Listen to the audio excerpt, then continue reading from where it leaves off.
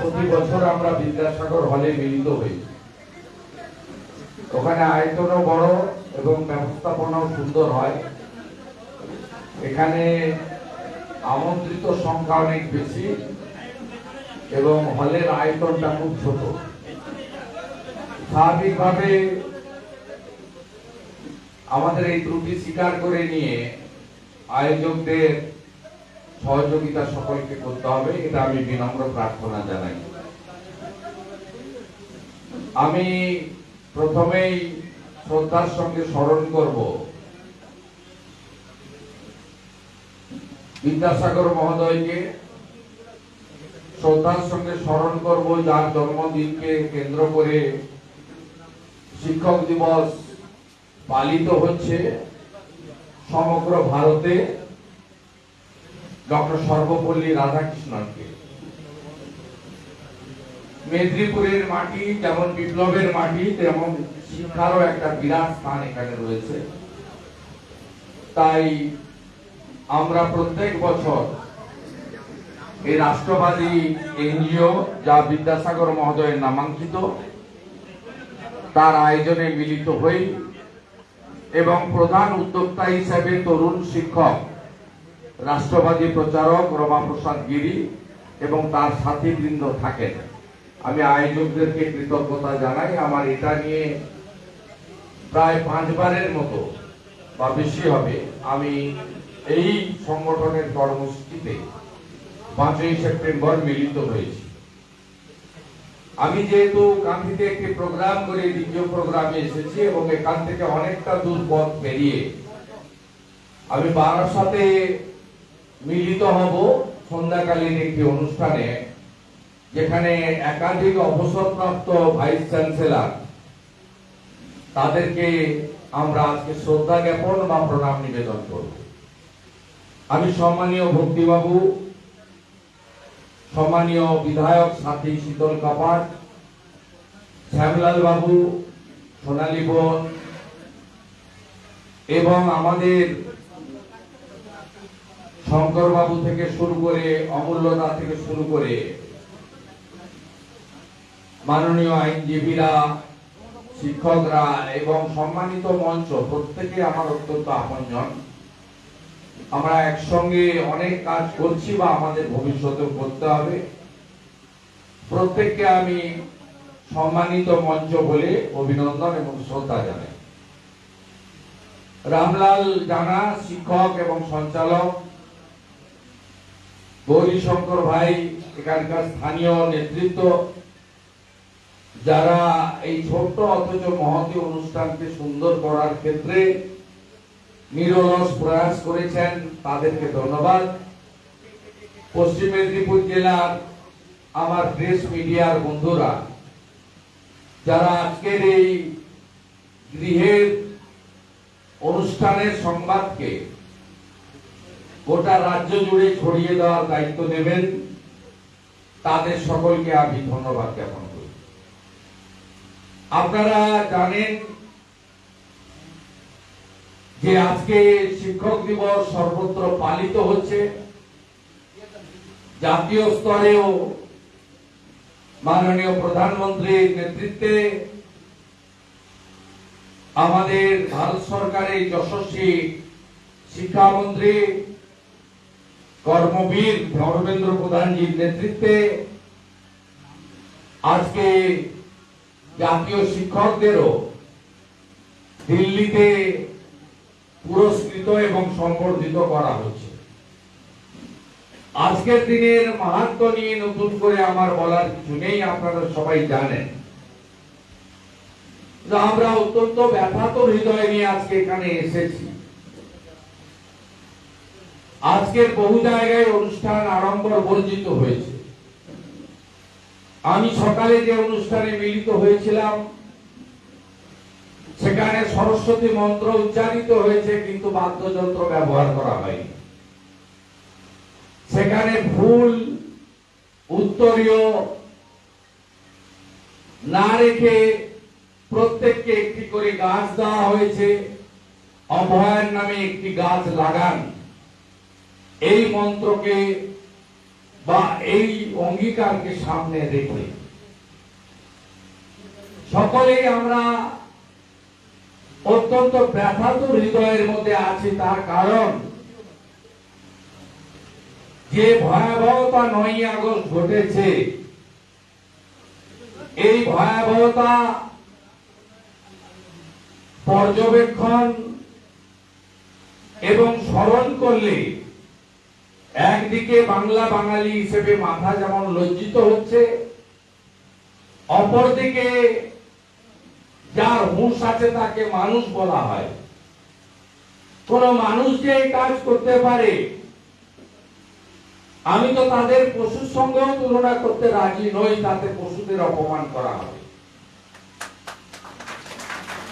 এবং তার পরবর্তী সময়ে রাজ্যের সরকারের নেত্রী, মুখ্যমন্ত্রীর নেতৃত্বে তার পুলিশ, তার ডাক্তাররা যেভাবে এটাকে ধামা চাপা দিয়ে প্রমাণ লোপাট করার কাজে অতি তৎপর ছিলেন, যা ক্রমেই প্রকাশ্যে আসছে, আমরা ভাবলেও শিউরে উঠি। সমস্ত নারী নির্যাতনের আমরা বিরোধী, নারী সশক্তিকরণের পক্ষে আমরা। নরেন্দ্র মোদীজির যে 5টা মূল স্কিম মায়েদের জন্য, ভর্তুকি মূল্যে উজালার গ্যাস, 14 কোটি শৌচালয়, 4 কোটি পাকা বাড়ি, 82 কোটি লোককে প্রধানমন্ত্রী অন্ন সুরক্ষার চাল বা গম, প্রতি ঘরে নলে জল। আপনি বিশ্লেষণ করে দেখবেন এই 5টা স্কিম কিন্তু মহিলাদের জন্য প্রধানমন্ত্রী করেছেন। লজ্জা নিবারণের জন্য শৌচালয়ের নির্মাণ বাড়িতে কাদের বেশি প্রয়োজন হয়? রান্নার আনাজ সংগ্রহ করা, চাল ডাল সংগ্রহ করা কাকে করতে হয়? লকড়ি দিয়ে, কয়লা দিয়ে, ঘুঁটে দিয়ে রান্নার বদলে গ্যাসের রান্না কাকে করতে হয়? প্রধানমন্ত্রী আবাস যোজনার বাড়িগুলো কোন পুরুষের নামে এগ্রিমেন্ট হয় না, মহিলার নামে এগ্রিমেন্ট করতে হয়। এই প্রধানমন্ত্রী 1996 সাল থেকে কত আলোচনা, প্রতিশ্রুতি, কতবার এসেছে বিল, আটকে দিয়েছে এরা। লোকসভা এবং বিধানসভায় নারীদের সংরক্ষণ 1/3 আমাদের দেশের প্রধানমন্ত্রী করে দিয়েছেন, যেটা 26-এর পরে সব নির্বাচনে কার্যকর হবে। আগামী লোকসভাতে প্রায় 200 জনের কাছাকাছি মহিলা এমপি জিতবেন। তাই আমরা তো নারী সশক্তিকরণের পক্ষে, নারী নির্যাতনের বিরোধী। কিন্তু যে নামেই ডাকুন, কেউ অভয়া, কেউ তিলোত্তমা, কেউ কাদম্বিনী, সর্বোপরি আমাদের ডাক্তার বোন, তার ধর্ষণ, তার শারীরিক নির্যাতন কোথায় হলো? সরকারি হসপিটালের ঘেরাটোপে, যেখানে পুলিশের নিরাপত্তা থাকে, প্রাইভেট সিকিউরিটি থাকে, সিসিটিভিতে মোড়া থাকে, তাকে ডিউটি বরাদ্দ করলো সুপার, 36 ঘন্টা ডিউটি করানো হলো। তার শারীরিক নির্যাতনের জন্য প্রাথমিক ভাবে তাকে ধরেছে। তিনি সিভিক ভলেন্টিয়ার, পশ্চিমবঙ্গ সরকারের পুলিশ দপ্তরের বেতন পান। প্রমাণ লোপাট করার জন্য যিনি নেতৃত্ব দিয়েছেন তার নাম ডাক্তার সন্দীপ ঘোষ। তিনি ছিলেন ওই হসপিটালের রক্ষক।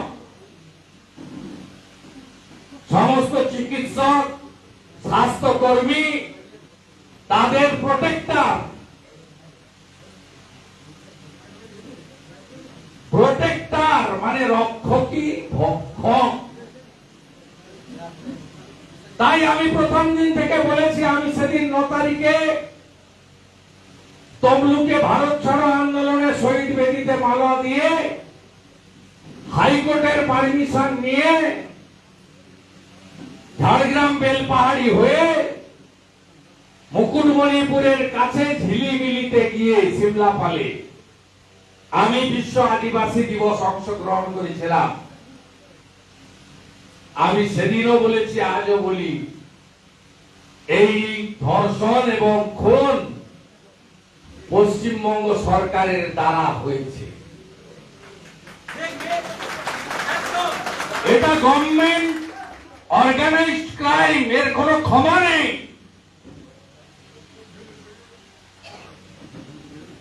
রাতের পর রাত, দিনের পর দিন, কেউ পতাকা নিয়ে, কেউ জাতীয় পতাকা নিয়ে, কেউ গিটার নিয়ে,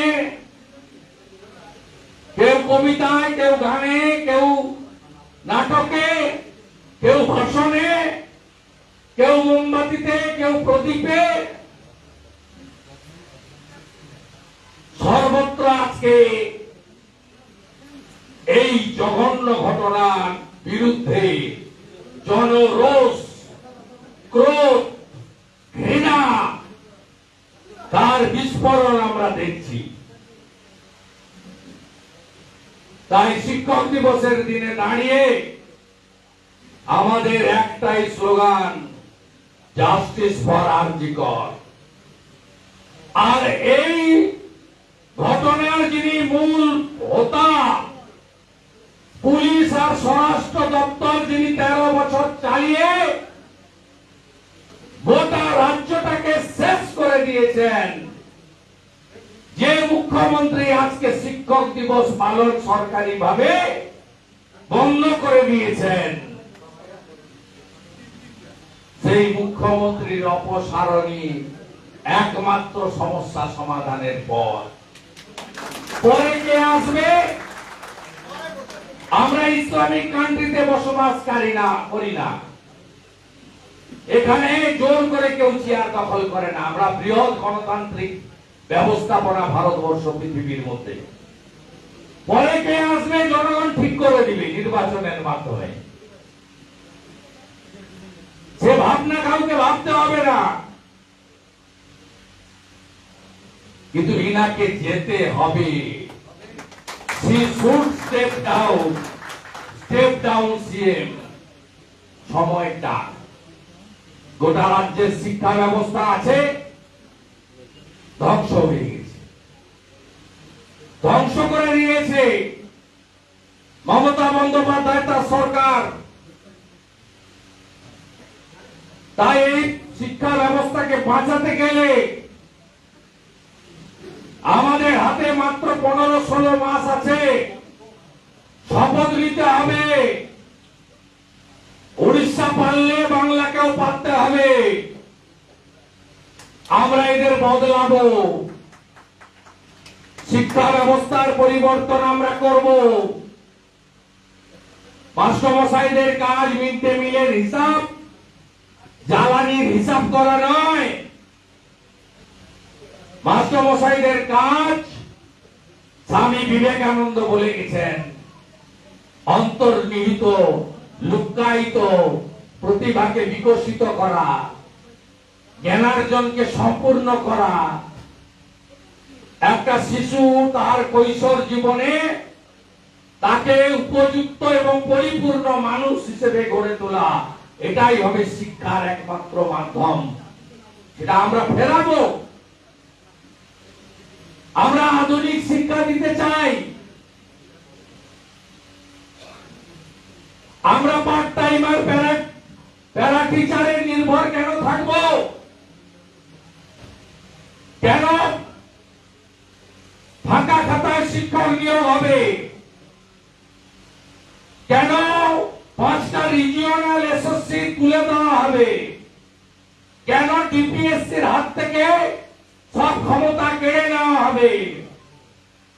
কেন স্কুলে বিধানচন্দ্র রায় দিয়ে গিয়েছিলেন ইলেকটেড ম্যানেজিং কমিটি, 4 জন গার্ডিয়ান থেকে জিতবেন, প্রতীক থাকবে না। পরে বামফ্রন্ট 6 জন করেছিল।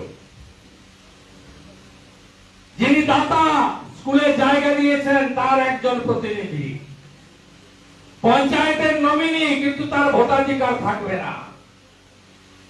ডিআই বা এআই এর প্রতিনিধি, কিন্তু তার ভোটাধিকার থাকবে না। স্কুলের হেডমাস্টার, এক্স অফিসিও সেক্রেটারি থাকবেন। আর সবাই বসে টিচার 3 নন টিচিং অ্যাক্ট, সবাই মিলে বসে একজন পিআই নির্বাচিত করবেন, পারসন ইন্টারেস্ট ইন এডুকেশন। 10 বছর মমতা ব্যানার্জি সব স্কুলের ম্যানেজিং কমিটি তুলে দিয়ে 4 পাস 3 পাস, পঞ্চায়েতের 100 দিনের টাকা চোর, গরু পাচারকারী, বালির গাড়ি থেকে টাকা তোলে, আলুর গাড়ি উড়িষ্যা পাঠায় গাড়ি প্রতি 50,000 নিয়ে, তাদেরকে সব স্কুলগুলোতে বসিয়েছেন স্টেট গভর্নমেন্টের নমিনি করে। অধঃপতন ওইখানেই শুরু। একইভাবে কলেজের ছাত্র সংসদের ভোট 9 বছর হয় না। আমরা সব ছাত্র আন্দোলনের প্রোডাক্ট। অবিভক্ত মেদিনীপুর জেলা 33টা কলেজ ছিল। আমরা গেটে গেটে গিয়ে লড়ে 29টা কলেজ জিতিয়েছিলাম। বিদ্যাসাগর ইউনিভার্সিটির গেটে লড়াই করেছি, জেলে গেছি। আদিবাসী সবর ছাত্রী চুনি কোটালের ঘটনা নিয়ে নড়িয়ে দিয়েছিলাম বিদ্যাসাগর ইউনিভার্সিটি। কলেজ থেকে তৈরি হয় ছাত্র রাজনীতির মধ্য দিয়ে উপযুক্ত রাজনৈতিক কর্মী। মমতা ব্যানার্জি শেষ করেছেন একটার পর একটা প্রজন্মকে। উপযুক্ত শিক্ষা, শিক্ষান্তে কর্মসংস্থান, চাকরি আছে 2 কোটি বেকার, 51টা কর্ম বিনিয়োগ কেন্দ্রের তালা, এমপ্লয়মেন্ট ব্যাংক বন্ধ।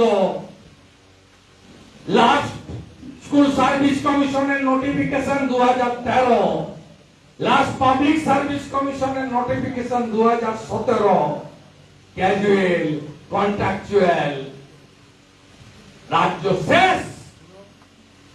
হিমাচলে বেতন বন্ধ হয়েছে কংগ্রেসের সরকার আসার পরে। এখানে তো সবে ট্যাপ দেওয়া বন্ধ হয়েছে। এ তো সবে সকাল। ধ্বংস করেছে রাজ্য। 7 লক্ষ কোটি টাকা ঋণের বোঝা 34% দিয়ে পান না। এমনকি আপনার পিএফ এর জমানো টাকা আপনি পিটিশন করলে বলে বাবার অসুখ, মেডিকেল রিপোর্ট দাও, আপনার পিএফ এর টাকা দেব না। কোন বয়স্ক শিক্ষক শিক্ষিকা তার ছেলে বা মেয়ের বিয়ের জন্য টাকা চাইলে বলে রেজিস্ট্রি করেছো, তার কাগজ জমা দাও, তারপর পিএফ এর টাকা। এই হচ্ছে দেউলিয়া মমতা ব্যানার্জির সরকার। দাঁড়াতে হবে, রাজি তো? Do or die. আর একটা কথা বলবো, হিন্দুদের জন্য শেষ নির্বাচন 26। হিন্দুদের জন্য। আমি সব ঢুকিয়ে চুরিয়ে কিছু বলি না। 31 সালে পশ্চিমবঙ্গে সুরাবর্দির মতো আর একটা কেউ মুখ্যমন্ত্রী হবে। যদি না জাগেন, যোগীজি বলছিল জন্মাষ্টমীর দিন, বাঁটেগা তো কাটেগা। বুঝেছেন তো? বাঁটেগা মানে হিন্দু যদি ভাগ হও, হিন্দু তুমি কতল হবে বাংলাদেশের মতো। তাই জাগুন, এই শেষ নির্বাচন, শেষ সুযোগে একে তাড়াতে হবে, একে তাড়াতে হবে। বিদ্যাসাগরের মাটি থেকে আওয়াজ উঠতে হবে। পরশুদিন দেখলেন না বিধানসভায় আপনার মেদিনীপুরের ছেলে যাকে পাঠিয়েছিলেন, চোখে চোখ রেখে কথা বলেছি। আগামী দিনে গ্রাম দিয়ে রাজ্য চালাতে হবে। ভাগ বাড়িতে থাকা কলকাতার বাবুদের কথায় গ্রাম চলবে না। জোটবাঁধন তৈরি হন। অভয়ের মতো আর একটা ঘটনা আমরা চাই না। আর জাস্টিস ফর আরজিকর কোনো কম্প্রোমাইজ নেই। সুপ্রিম কোর্ট তারিখ বদল করতে পারে, তারা কারণ আমি জানি না, আমি বলবো না। তো আইন তৈরি হয় মানুষের জন্য, আর মানুষ যদি পথে নামে কি হতে পারে 42-এ তাম্রলিপ্ত জাতীয় সরকারে আমরা দেখেছি, খাদ্য আন্দোলনে দেখেছি, সুকুমার সেনগুপ্ত, গোপাল পান্ডা, নারায়ণ চৌবে, বামপন্থার সঙ্গে আমার বিরোধ ছিল, আছে, থাকবে। এই লোকগুলো অসৎ ছিল না, দেবেন দাস অসৎ ছিল না। খাদ্য আন্দোলন দেখেছিল, জরুরি অবস্থার বিরোধী আন্দোলন দেখেছে, মেদিনীপুর সাফ করে দিয়েছিল কংগ্রেসকে, সব জনতা পার্টি জিতেছিল 77-এ। তাই আমরা পারবো, আমরা পথ দেখাবো। একটা সময় মহামতি গোখলে বলতেন, what Bengal thinks today, rest of the India thinks tomorrow. আর কংগ্রেসের নেতা সিআর দাস বলতেন, Chittaranjan Das, what Midnapore thinks today, rest of the Bengal thinks tomorrow. Nandigram যা করেছে 26-এ আপনাদেরকেও তাই করতে হবে। সবাই জোট বেঁধে করতে হবে। শিক্ষা প্রতিষ্ঠান বাঁচবে না, শিক্ষা ব্যবস্থা বাঁচবে না, বেকার যুবক যুবতীদের ধ্বংস হয়ে যাবে, শেষ হয়ে যাবে। নারী সুরক্ষা শেষ হয়ে গেছে। সর্বত্র পার্টিবাজি আর কোলাবাজি, দলবাজি আর প্রতিহিংসার রাজনীতি, এ বন্ধ করতেই হবে। শিক্ষক দিবসের অঙ্গীকার ভয়মুক্ত বাংলা। শিক্ষক দিবসের অঙ্গীকার আমার মাটি আমার দেশ, ধর্ষকদের করব শেষ। আমার মাটি আমার দেশ, আমার মাটি আমার দেশ, আমার মাটি আমার দেশ, আমার মাটি আমার দেশ। ভারত মাতা কি। আমি সবাইকে অনুরোধ করব, আমরা এখানে বাইরে থেকে কোনো লোক আনিনি, শিক্ষক শিক্ষিকাদের দেখেছি। আমরা অলরেডি বসতে একটু অসুবিধা হয়েছে, জানি কিছু আমরা